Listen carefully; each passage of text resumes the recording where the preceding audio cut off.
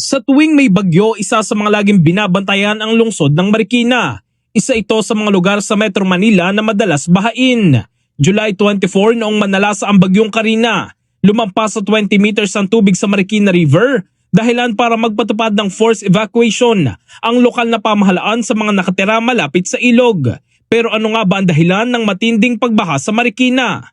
Ngayong araw, umarangkada na ang 2024 Asia-Pacific Ministerial Conference for Disaster Risk Reduction na layong patatagin ang kooperasyon sa pagtugon sa mga sakuna. Layunin ng conference ang pagtalakay sa disaster risk challenges na kinahaharap ngayon ng Asia-Pacific region at kung paano ito aaksyonan.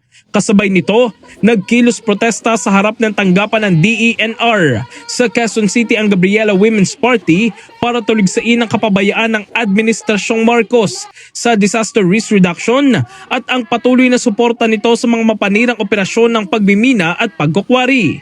Hindi umano ito dapat ipasawalang bahala at ito na ang wake-up call sa gobyerno. DENR sa Marcos River Administration dapat patuloy panawagan ng tao.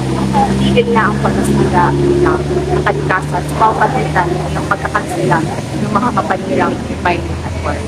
Ayon sa ilang residente ng Marikina na labis na naaapektuhan tuwing may sakuna, ang patuloy na quarrying sa Upper Marikina Watershed ang isa sa mga dahilan ng matinding pagbaha.